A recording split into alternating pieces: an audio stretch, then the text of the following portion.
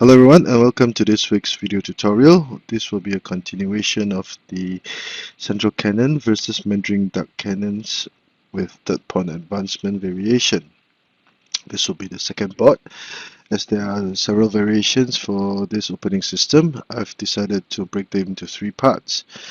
This is the central cannon versus the Mandarin duck cannons with the third pawn advancement variation.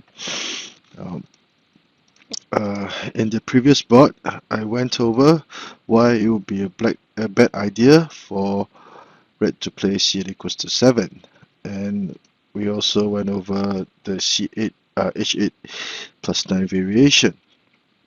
In today's board, we will focus on red playing p3 plus 1.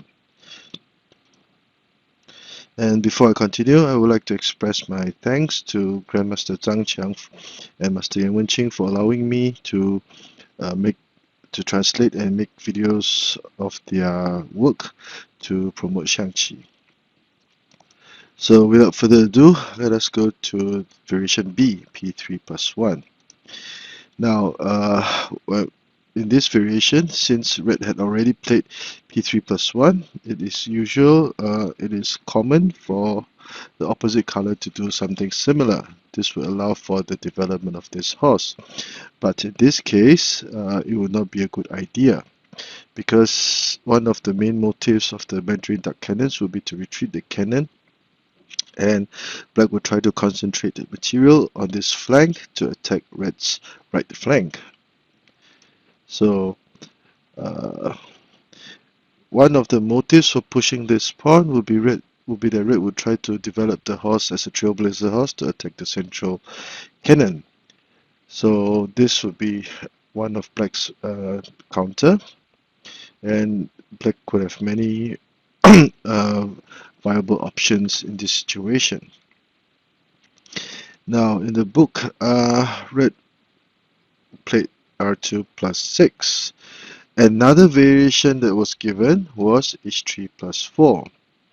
Now if this was so, because the chariot had not moved, black would attack the chariot,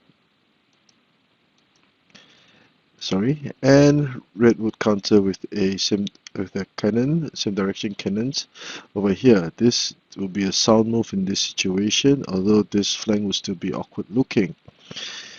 Now, would it be possible for black to play r1 equals to 2, since this flank had already been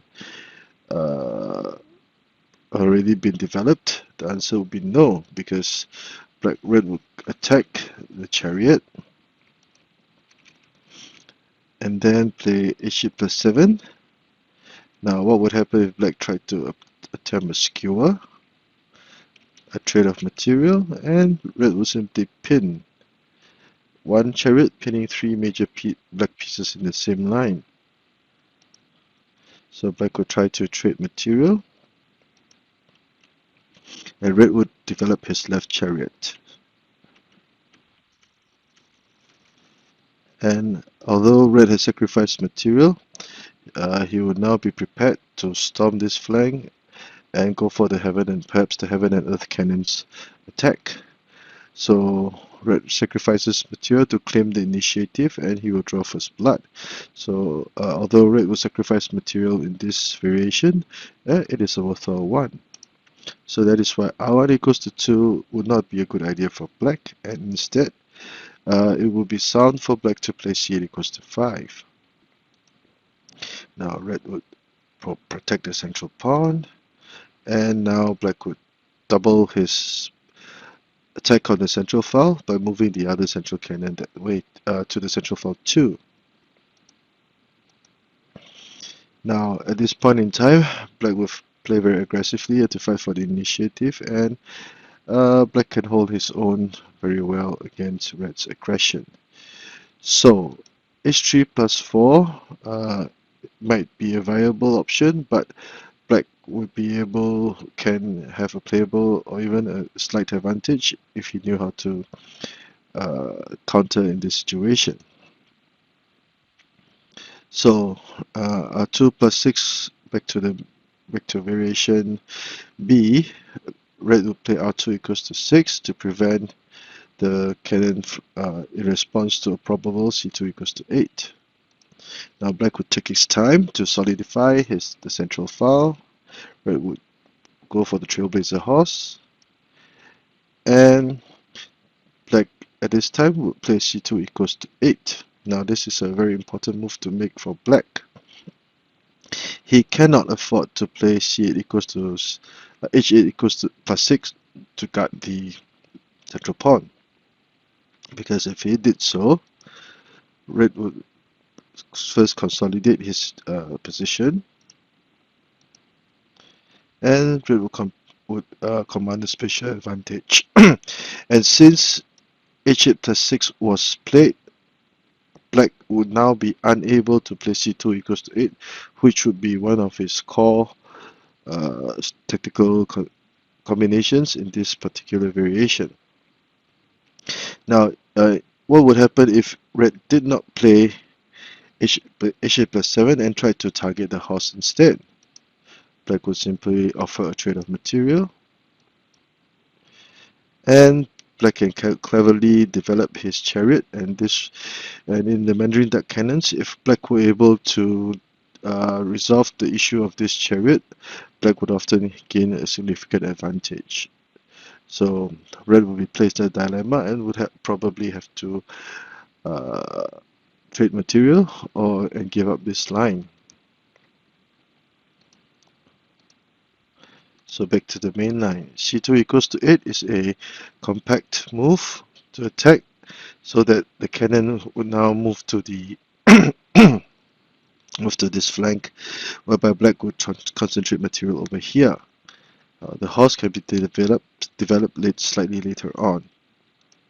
So red would move his chariot out of harm's way, and because of the two cannons over here, black will usually play c plus equals to 7 to target the elephant over here. r3 equals to 2, and this would be a steadfast counter. Now black cannot be greedy and capture the elephant, or else after delivering a check, both colors would be attacking, but black would have the initiative because he would have trouble.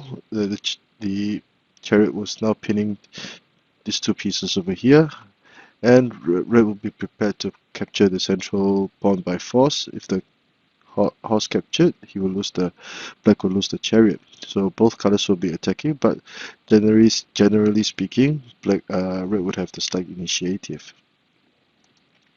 So that is why it will be a more steadfast counter to try to play c7 equals to 8 again. Now, if say black decided to play c2 equals to 3, again this black will repeat, and for this repeated situation, according to the rules in Xiangqi, this would be a draw if both colors refuse to change their moves.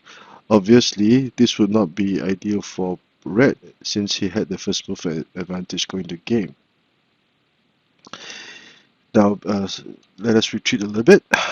Let's say instead of after playing r2 equals to 3, black decided to play r1 plus 2. What would happen? Red would simply advance the chariot and apply tons of pressure on these two pieces. So after trading material, red would probably come up tops, because he would still have h4 plus 3, etc., etc., to gain material and probably a winning position.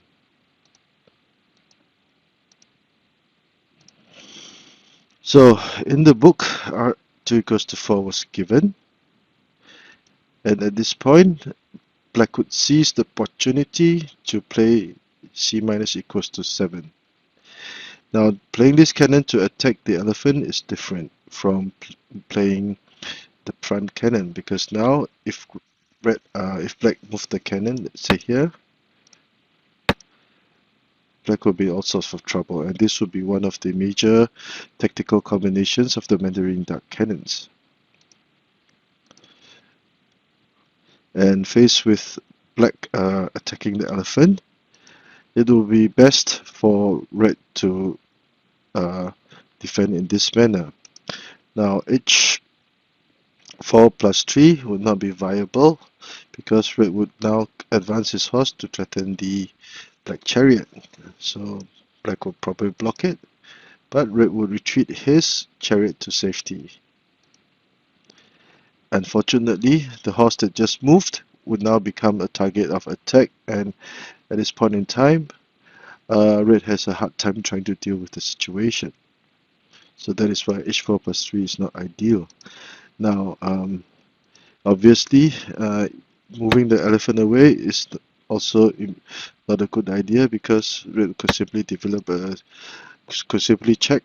a check, say, and then move his chariot out and be prepared to storm the red's right flank. Now this was not given the book. So C minus equals to 7 is a very powerful attacking move. And red would have to defend in this manner, but upon doing so, red will lose initiative and cause there will be severe repercussions because red's left flank is undeveloped. A trade, and at this point, as mentioned before, because red's left flank was undeveloped, black could have seized the initiative and commanded the initiative away from red. So this would be variation B. Now let us take a look at variation D in the book. In variation D, red would use a similar mindset in the 7th pawn advancement variation, whereby he would try to attack with the riverbank cannon. However, because p3 plus 1 was played by black instead of p7 plus 1, there will be subtle changes that would render this attack to become much less efficient. Let's say after c8 plus 2, black must play p9 plus 1 or he will lose his chariot to red c8 equals to 1. And after making this move, let's say red played c8 equals to 4. Now this move, the main idea would be to prevent black from playing c2 minus 1 because the cannon will not be able to block and also advance to this palace corner to attack. Now this is a steadfast choice for red, a less risky move. Red cannot and should not play p5 plus 1 because let's say red advanced the pawn. Again, black would first attack the chariot, a check, and black would have already fortified his central file. Yep. And as can be seen, although red had a pawn that crossed the river, it could basically not do much at this point in time, and black's major pieces, the chariots, would now be ready to go. So black would have seized the initiative, and that is why p5 plus 1 is not advocated. Now, faced with red's c equals to 4, it would be best for black to play p7 plus 1, which the authors considered to be a vital move to make. Now, this move would also reflect the agile ability of the Mandarin duck cannons to adapt to different situations on the board. Now, would it be possible for black, let's say if black wanted to develop the chariot, let's say as a rank chariot, would it be a good idea? The answer would be no. Red would play h8 plus 7, preparing to develop his chariot. And when black threatened the cannon, red would take the opportunity to advance the chariot. Now, at this point in time, black's formation would be completely destroyed. This cannon cannot move, or the horse will be in trouble. And red will be prepared to place r9 equals to 8 to attack this cannon, and black will have to spend a lot of effort trying to decongest the situation, and it would take black too much effort to coordinate, and black would lag further and further behind in the opening, and red would have seized a significant advantage. So that is why r1 plus 1 would not be a good idea. What about r1 equals to 2, so that black would adopt something like the single horse defense formation? In the book, these were the moves given. Black would finally play the screen horse defense, but the awkward positioning of this chariot again would be a major issue for black.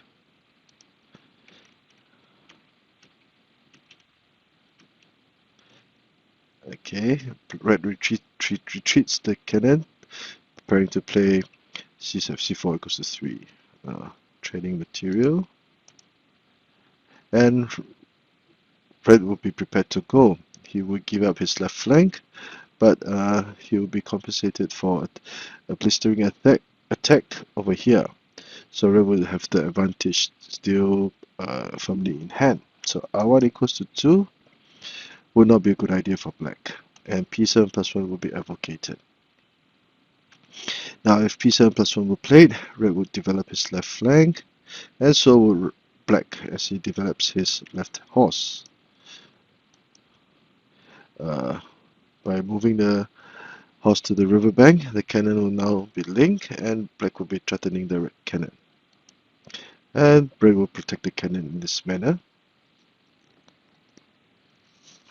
And black would choose to counter very precisely with c2 equals to 1. Now, black cannot afford to play c2 equals to 3 because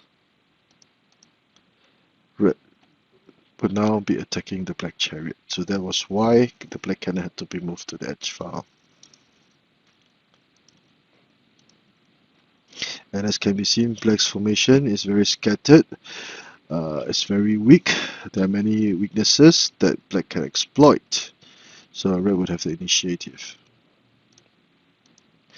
So c2 equals to 1 was a prophylactic measure against red's c4 equals to 8. And red would try to trade pawns. After trading pawns, he will be attacking the horse. Black would defend in this manner. And red will retreat his cannon for very stable 5-6 cannon formation. Now c4 minus 1 in an attempt to play c4 equals to 3 to gain material would not be a good idea because black would defend and he would have more than enough strength to contend with black's aggressions, and red would not even have a chance to make this move. Red cannot play r6 equals to 4 because black will simply link the horses and attack the chariots, and all hell will break loose.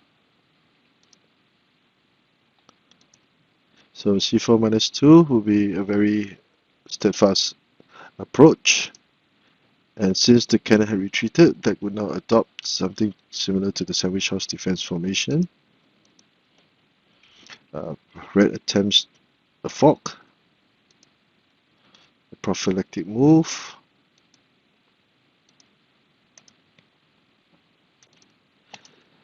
and at this point in time it will be a standoff, which is basically even for both colors.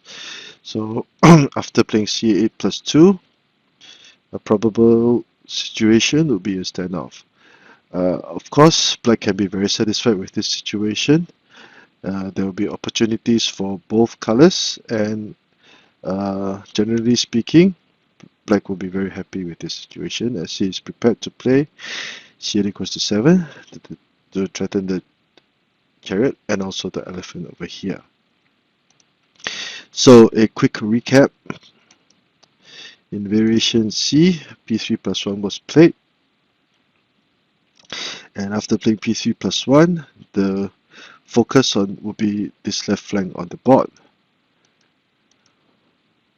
Sorry, p3 h3 plus 4, a very tightly knit compact move,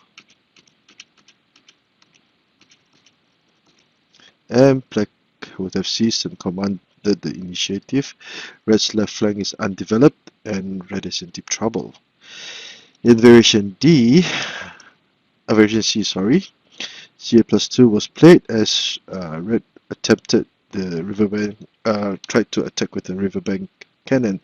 This would be something similar to the tactics used in the 7th pawn advancement variation. So, um, if played correctly, black would have a viable, playable position on hand. So black can also be satisfied with this variation. This will be the second video in this installment, and in the last variation, the authors would discuss what they thought was the best counter by red against black's p3+1 variation. And because of the length of the video, and the complexity of the video, I have decided to produce it as one video of its own. So if you like my work and would like to encourage me, please give me a thumbs up and subscribe to my channel. This is a one-man effort. I'm trying to promote Xiangqi to the world. Thank you.